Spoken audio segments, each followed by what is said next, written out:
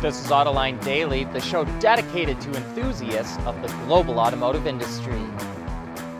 Conventional steel is produced in smoldering blast furnaces, which produces carbon dioxide. But BMW is investing in a way to make CO2-free steel. It's teaming with Boston Metal, which uses an electrolysis cell to produce pig iron that is later turned into steel. If the electricity for the cell is generated with renewable energy, then the steel production is carbon-free.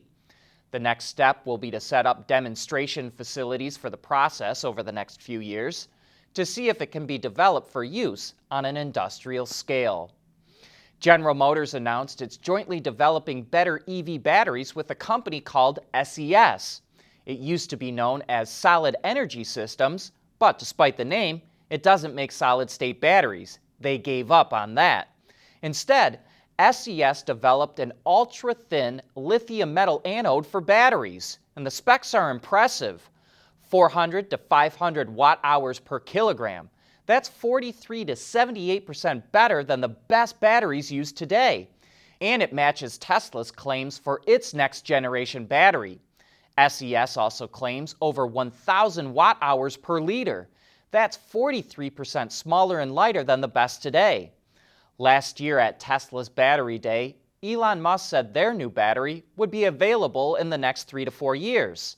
SES and GM say they'll go into pre-production in 2023.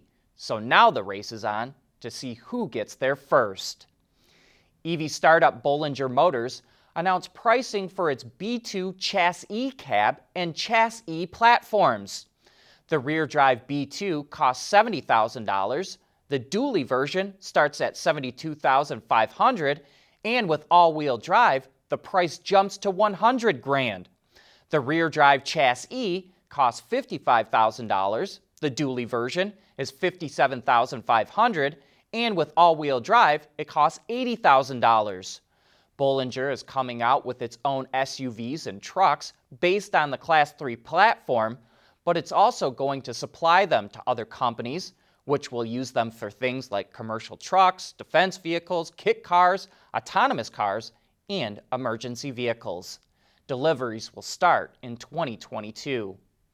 Hyundai is teasing a wild van it's going to come out with called the Steria. There's very little information to go on, like we have no idea if it will be gas, diesel, electric, or some combination of those. We can tell you it will be used for both businesses and families and available in select markets. But that's all we've got for now.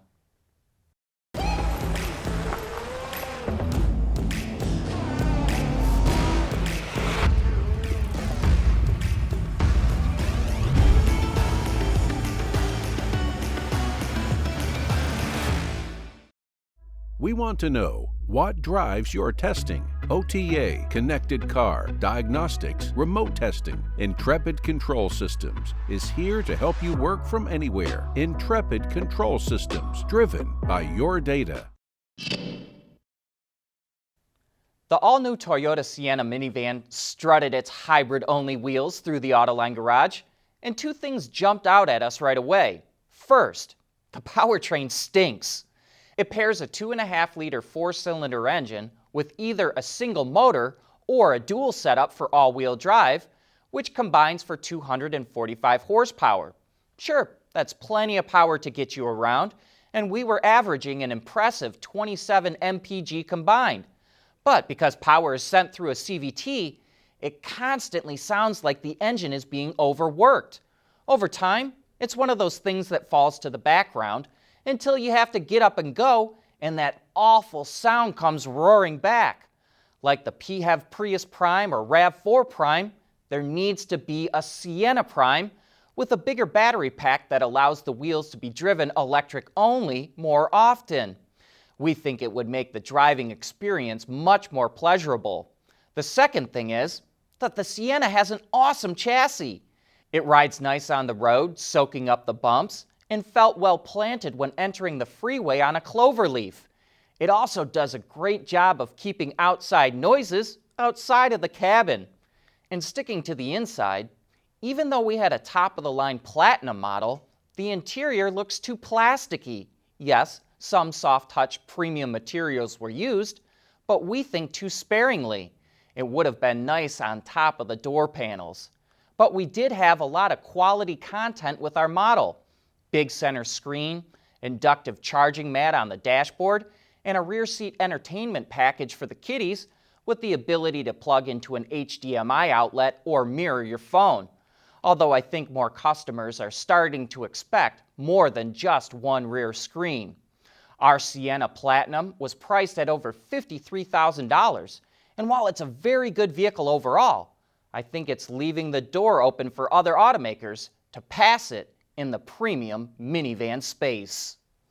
Yesterday we reported on ZF's CoAssist L2 system that Dongfeng is using.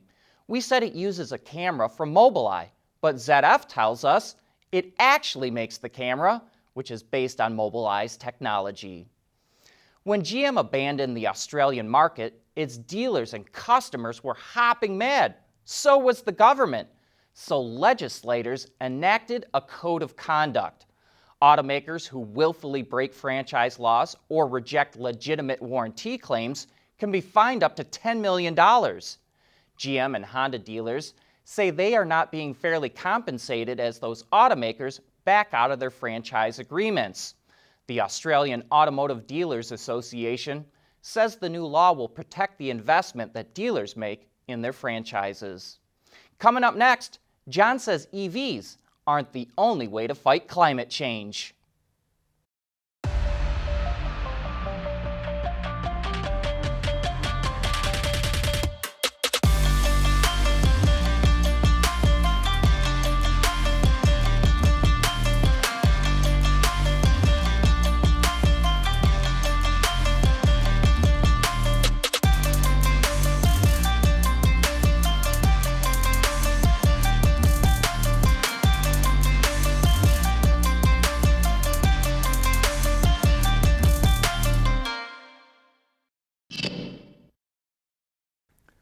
The auto industry is pretty much on board for fighting climate change, but it's told the only way you can do that is by making electric cars. I think that misses the opportunity to come up with faster and cheaper solutions. The problem with internal combustion engines is not the engines, it's the carbon in the fuel that they burn. Carbon neutral fuels, like e-fuels, can take care of that problem. In Europe, there's a big effort underway to develop e-fuels, and Mazda and Porsche are involved in that. In fact, Porsche says if Formula One adopts e-fuel, it'll start racing in Formula One. More importantly, we need to look at total life cycle emissions of greenhouse gases from cars, not just what comes out of the tailpipe. We need to count emissions from mining raw materials, to making cars, to driving them, and recycling them. Manufacturing EV batteries use massive amounts of energy. If that energy comes from renewable or nuclear sources, no problem, at least from a GHG standpoint.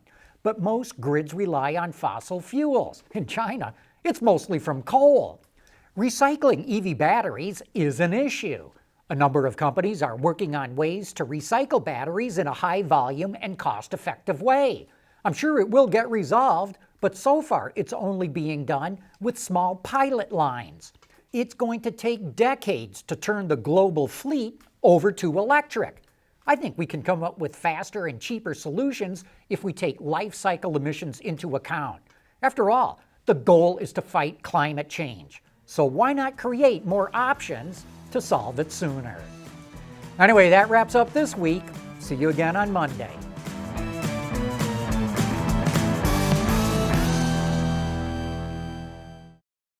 Autoline Daily is brought to you by Bridgestone, solutions for your journey. Intrepid Control Systems, over-the-air engineering, boost your game.